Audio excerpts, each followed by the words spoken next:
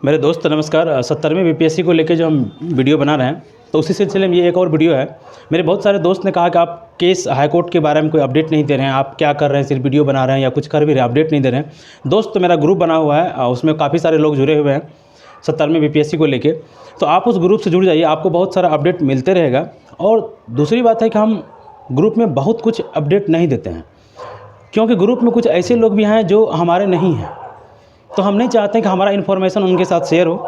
चलिए, high court में क्या केस का प्रोसेस है, क्या है, हमने अभी तक क्या किया, मैं आपके साथ शेयर करता हूं। और मैं आपसे निवेदन करूंगा कि आप इस ग्रुप से जुड़ जाए। मैं अपना नंबर बता रहा हूं 9667888541। ये मेरा नंबर है, इस पे व्हाट्सएप ग्रुप बना हुआ है, आप उस ग्रुप से जुड़ जाइए। फिर से नंबर आपको बोल रहे हैं 9667888541। इस ग्रुप से आप जुड़ जाइए, ठीक है। देखिए, हमने एडवोकेट से बात किया, हम लोग काफ़ी लोगों के संपर्क में, भाई हमने नेशनल मीडिया को भी ये सारे डॉक्यूमेंट्स सौंपे हैं। वो बोला ठीक है, हम इस पर स्टोरी करेंगे, थोड़ा इसको हम और वेरिफिकेशन या वेरीफाई इसको कर लेते हैं कि आप लोग कितना सही बता रहे थे। एक तो ये हो गया कि हम लोग लगातार उसके संपर्क में।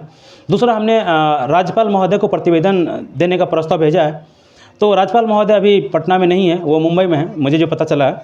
तो उनसे भी लगातार उनके ऑफिस से बात हो रहा है। और मैं आपको बता दूँ कि 2 लड़कियाँ, हमारे ग्रुप की 2 लड़कियाँ बीपीएससी गई थी, कल वो गई थी। एग्ज़ाम कंट्रोलर साहब से उनका मुलाकात की थी। वो लोग एग्ज़ाम कंट्रोलर साहब मिले थे, तो उन्होंने बहुत रिक्वेस्ट की, तो कॉपी उन्होंने जो लड़के लड़कियां पास किए हैं, और उन लोगों ने अपना कॉपी, दोनों कॉपी लेके वो गए थे। और काफ़ी रिक्वेस्ट करने के बाद कंट्रोलर साहब उस कॉपी को पढ़े थे।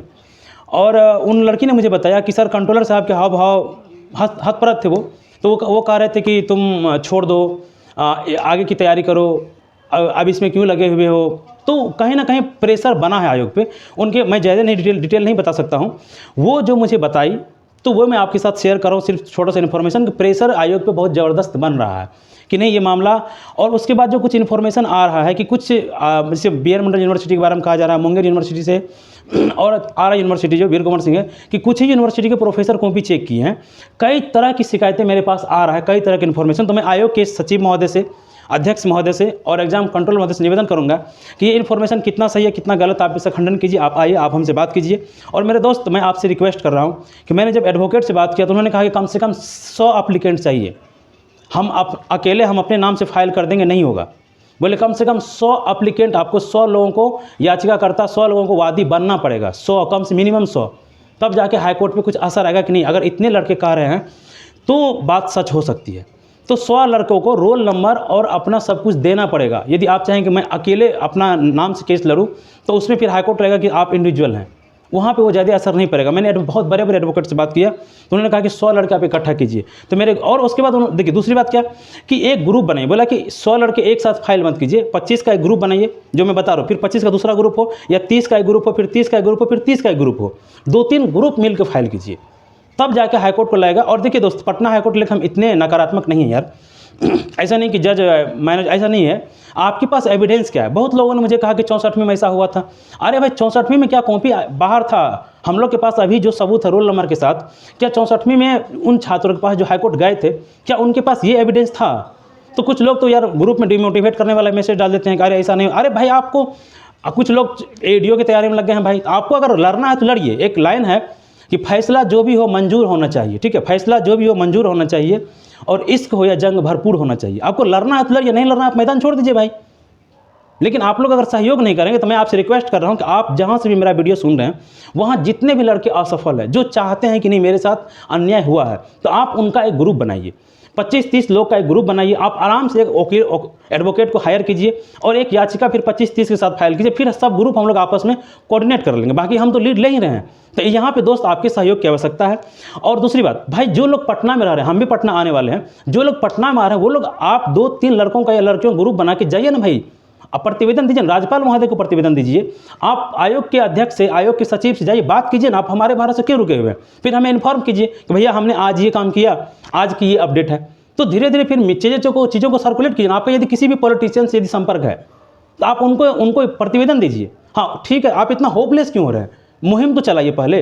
और मैं ये बात कर रहा हूँ कि मेरे वीडियो बनाने से आयोग में हड़बड़ी मची है, ठीक, ऐसा नहीं कि नहीं मचा है, नहीं, इसलिए आप देखिए कि पटना के कितने सारे बुद्धिजीवी लगातार इंटरव्यू दे रहे हैं कि नहीं आपका आंसर सही हो सकता है, बट सिलेक्शन नहीं हुआ, ये लक फैक्टर है। जबकि पहले कहा जा रहा था कि आत्ममूल्यांकन कीजिए, आत्मचिंतन कीजिए। तो मैं ये कह रहा हूँ कि एक फंडिंग की भी समस्या, मैं फंडिंग नहीं मांग रहा, हम कह रहे हैं आप जो 25-30 लोग जानते हैं, आप लोग आपस में फंडिंग कीजिए। अगर 1000 रुपये भी यार कंट्रीब्यूशन करेंगे तो 25-30 हो जाएगा ना यार, कम से कम मुझे 100 लड़के चाहिए, ठीक है। मैं अपना नंबर फिर से बता रहा हूँ 9667888541। और हम लोग यहाँ सुप्रीम कोर्ट के वकील से लगातार बात कर रहे हैं दोस्त, जो लोग दिल्ली में वो हमसे संपर्क करें, कुछ लोग हमसे हमारे संपर्क में हैं, लगातार हमारी वार्तालाप यहाँ सुप्रीम कोर्ट में चल रही है एडवोकेट से कि सर क्या किया जाना चाहिए था। तो वो भी चीज़ों को देखो, होता क्या कि कोई भी चीज़ अगर किसी के पास हम जाते हैं तो एविडेंस रखना पड़ता है, उसे चीज़ों को समझाना पड़ता है। वो कहता है ठीक है थोड़ा समय दीजिए, हम इसको वेरीफाई करते हैं। तो आप लोग ग्रुप बनाइए खुद में और आप हमसे कांटेक्ट कीजिए और उस ग्रुप के माध्यम से, छोटे छोटे ग्रुप के माध्यम से प्रतिवेदन दीजिए, अपने जनप्रतिनिधि को प्रतिवेदन दीजिए, आप अपने आयोग में जाके बात कीजिए, राज्यपाल महोदय को प्रतिवेदन दीजिए।